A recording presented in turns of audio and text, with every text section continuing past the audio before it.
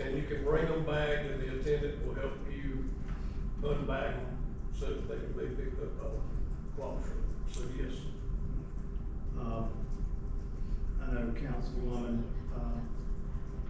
Davidson asked a question as far as if this passes, getting information out to the public, what are the intentions there? The intentions are to use all of our social media platforms, put it on our website. We will also be fielding questions at the office. We are making one sheet so that everybody gets the same information and nothing gets crisscrossed between, say, Derek or myself or Miss Emily or anybody. They will all get the same information. We could actually hang something on each garbage can that's out there. The problem we have is the same folks that say they didn't get that information will be calling up here. And that's 9,000 garbage cans. I'm glad to do it if that would, I guess, get the word out. And we have a sheet already made up for problem. Yeah, I think a good idea would be if it does pass, you know, our garbage collection, possibly to put in mailboxes or doors. No, No? door hangers. Yeah. Door hangers. Say that again? Door hangers. Yes. Well, yeah, I understand. Sorry. Is there an estimated number, how many? Just like we got for Well, the trash. It could vary, Councilman Moore, and when we were picking up, and I know we had one guy that did all the numbers whenever he was picking up before we shut the program down, and the highest number we had was around 925 residential stops. But it can depend too, some people may want two carts like, or an extra cart like they want to do on the solid waste. We also plan on, if this passes, first reading and second reading, and the collection containers are not here, They're not. if they're not here, we're still gonna pick up grass clippings. We're gonna probably use Eddie's truck, his pickup, and we're gonna pick up grass clippings. Is the $30, is that set in stone? Again, a fee is another word for a tax or surcharge. It really doesn't matter, it's an extra charge, and with inflation, and with this service having been provided in the past at no additional charge, I want to know, is there any negotiation on that price? To start with, that's what we're recommending. I mean, it would be a council. It's a yearly fee. It's a yearly. This is just first reading, so if anything can be changed with an amendment next time. If we don't charge something, then 9,000 people are gonna want a cart, and they're not gonna know which roads to go to then to pick up the grass clippings. We could always use that. With this system, he's gonna know exactly which roads, so we can bypass a lot of streets by just knowing with his map which ones to go to. That's a thing that they'll put them out every week. There's a reason behind it, not just to charge something. That wasn't the issue. That's just a cost Yeah, question. yeah. But I mean, it still could be adjusted. Still could be adjusted.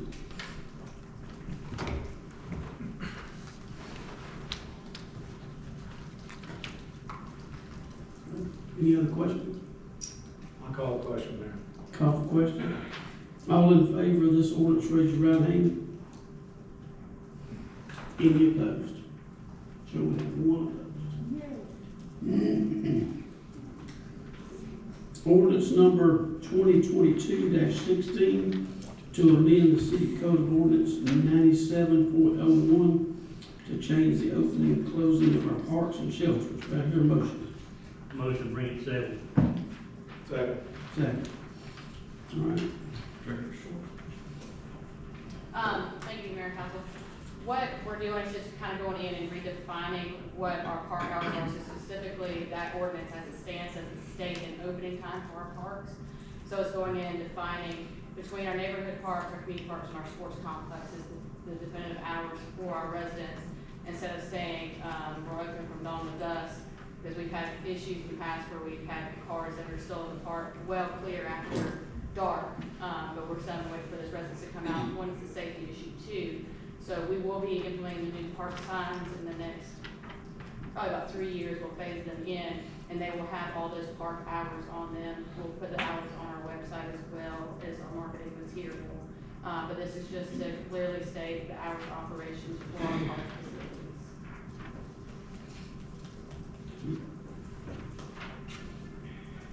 Any questions on this?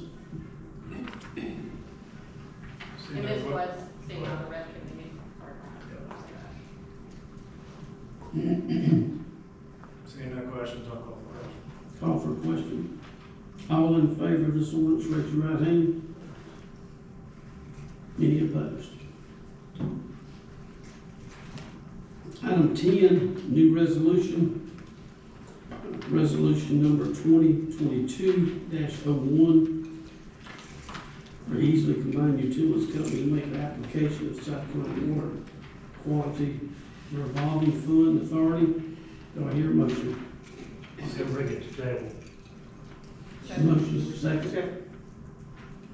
And we do have a spokesperson here from Combined Utilities if anyone has questions pertaining to this. Andy, you mind giving us a overview? I'll give you a Cliff Notes version. Yeah, so this is bringing to the table up to 3.5 million. We think it's actually going to be less than 3 million, but with the changes in prices and inflation and all that kind of stuff, we just want to make sure. So we're bringing this resolution to you guys. Up to 3.5 million. It's a state revolving fund loan, so it is roughly about 1.5% interest rate for 30 years, which is outstanding. We need it to, I'm sure you've looked at the project, but basically it's to upgrade our Middle Branch sewer system, not only to fix some maintenance issues that we're having right now, but also to get to the point where we can expand that plant and be a little more efficient with it going forward. So this is almost kind of step one. So we brought the resolution to you tonight, and then later in the summer when we have all the details, we'll bring the ordinance to you guys for readings and with a finite number and that kind of thing, once we get the bids. Any questions? Any principal forgiveness for this one? We asked for that, and there's a certain portion of principal forgiveness you can get, but unfortunately, they said that we did not qualify. Whether it be our, where we are located and the age of our system, the city and the utilities around here, we do a pretty good job, and quite frankly, it's for those that may not do as well. So, yes, ma'am. When do you have to file for the claim? We've already done the process of the application. It's a pretty quick turnaround as far as we have to give them the bids, and then the bids have to come in, we send it back to them and say, hey, here's the loan process, here's the bids.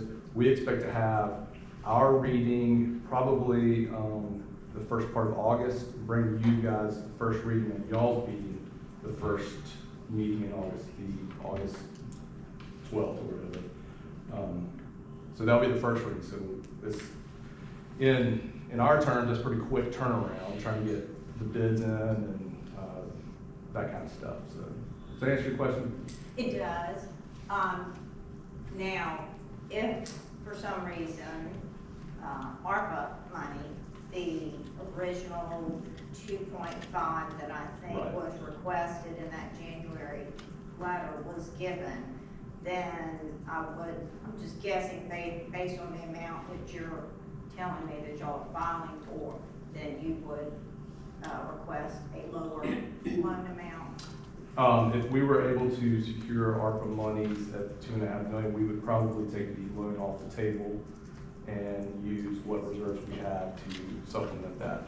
And then the cost of that project would be covered and it would not filter back down to the residents that pay the bills, and we have to pay for the amount of the loan, correct? That'd be correct. Okay. So just to repeat, this is a 1.5% loan. And Yeah, I don't know what that's what they're stated, 1.5%, they're offering it up as, it may be 1.25 for the first 20 years, and then they get creative with like a 2.0 for the next 10 years, but it basically boils down to 1.5%. And no principal forgiveness No. because your system isn't healthy. Correct. Mhm. Any other questions? Thanks, Andy. No problem. Thank you. All the question? Call for the question. All in favor of this resolution, raise your right hand. Any opposed? You should have one opposed. Resolution number 2022-02, to designate April as Fair Housing Month. Do I hear a motion? Second. Chairman? Sure. So it's my understanding that this is a resolution that the city passes on an annual basis. And basically it reads to designate April as Fair Housing Month in the city of Easley, whereas the Fair Housing Act was enacted as Title VIII of the Civil Rights Act of 1968, whereas the state of South Carolina enacted the South Carolina Fair Housing Law in 1989, and whereas the city of Easley desires that all its citizens be afforded the opportunity to obtain decent, safe, and sound living